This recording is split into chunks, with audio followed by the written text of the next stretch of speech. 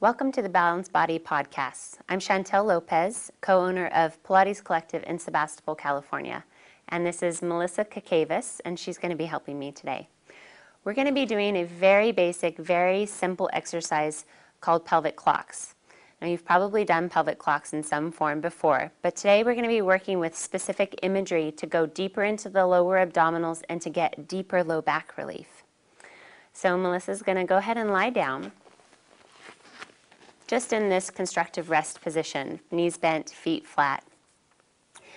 The goal here is to do less rather than more, so that we can go deeper into the abdominals and get deeper articulation or movement and control out of the pelvis. So essentially establishing more relief if you have low back pain. All right, so let your feet come away from you just a little bit. So the breath can be whatever you want it to be, because you want to make sure that this feels really nice and that you're not thinking about too many things, especially because we're going to be working with a specific image.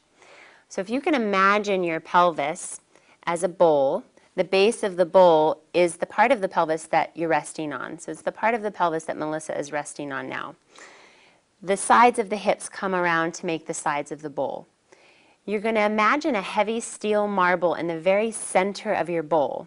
So the goal is to allow the marble to move your pelvis rather than you moving the marble. So she's going to relax, make sure that her legs feel heavy into her hip sockets, and breathe comfortably throughout the exercise. We're going to start just with the 12 o'clock and 6 o'clock tilting, so that you move into a gentle imprint of the lower spine and then a gentle arch of the lower spine. And again, you want to work with this image of allowing the marble to move your pelvis rather than you doing the work. So less is more. So imagine that heavy marble right in the center of your pelvis. And take a breath in if you'd like, if that's comfortable. And let the marble roll back towards your belly button. And as the marble rolls towards your belly button, there's just a gentle encouragement or tug of the pelvis towards the floor, making the low back get heavy. Let the marble roll the other way on any breath that you're comfortable. The marble rolls towards the tailbone, gets heavy and sits in the tailbone, which should encourage the pelvis to rock forward, creating a very gentle and light space under the low back. And let the marble roll back. Feel the weight of the marble. Pull the pelvis back. A way to check in here is to make sure that you're not pressing into the feet, that you're not tone in the gluteal muscles, and that the legs are not gripping. And then just continue, Melissa, to rock back and forth. Now sometimes it's nice to reverse the breath or not to think about the breath at all, because if you're used to doing Pilates, the inclination is going to be that every time you exhale, you're going to want to tone and do some extra work. So try to relax the breath. Let it be really easy and natural, and in your mind's eye, you're trying to create this image and weight of the marble, pulling the pelvis forward into the tail, and then rolling across the basin of the bowl and drawing the pelvis or the bowl back, so the low back imprints. So do 2 more. You're also thinking about each time you do the movement to make it easier. And that kind of keeps you on track with not using too much effort. And then to finish, you just let the marble rest in the very center of your bowl. So you're not overthinking the position of the pelvis or the rib cage. You're just relaxing the steel marble heavy in the bowl.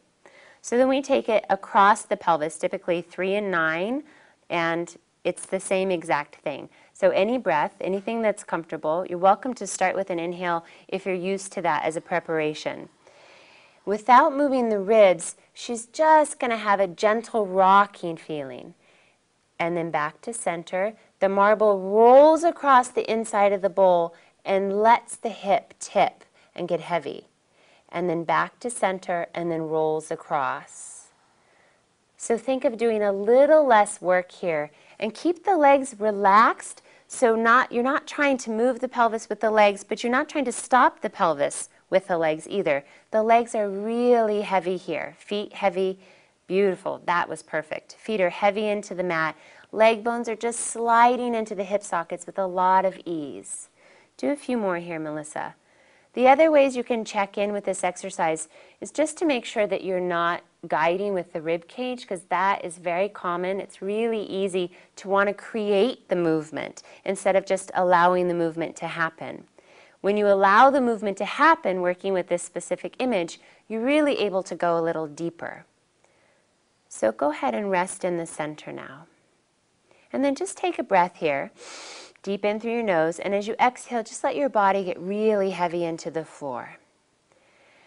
The trickiest part is connecting all 4 of those points into a pelvic clock. And this is where, because we're doing a little bit more movement, we'll want to effort a little bit more. So just be mindful of that as you start. We'll start with the marble rolling towards the belly button, taking you into an imprint, and then let the marble kind of roll or swish to one side, and then into the tailbone, and then into the other hip, and then finally back. And then what you can ask yourself, what you can do to remind you, is just cut the effort in half right away. So keep going, but do half as much. That's it. Perfect. And the breath is very relaxed. If you feel like you need a specific breath, then by all means do that. Otherwise, practice letting the breath go, letting the body breathe as it needs to. Little softer in the ribs. There you go. And come back to center and rest. It's always nice to take a moment to pause between the sides to just check in with your body and really pay attention to what's going on. Typically, we'll start to effort in areas that are patterns, and we won't realize it. So take a big inhale, big cleansing breath, and let everything get heavy as you exhale. And she's just going to go the other way with the same image, starting at 12 o'clock or rolling the ball towards the belly button. And let it shift now to the right side, and then into the tail. Heavy, soft ribs. So you can use any other kind of image that works for you here. Some things that might work to keep the ribs soft, or to just think about the ribs kind of oozing into the mat so that they're not participating at all. But if you have something better that works for you, you should be using it. The legs are very heavy, the feet are heavy, the palms of the hands are heavy, and the jaw is relaxed. It's another area where we tend to get very tense without realizing it. So finish your last circle and come to center and relax. And typically, after you've completed the series, you can just rest for a moment, maybe with your eyes closed, maybe with a little sway of the legs from side to side, and just take a moment to check in with your body and notice the difference from when you started. And that's it for the deep pelvic clock with imagery. Thanks for joining us. We'll see you again.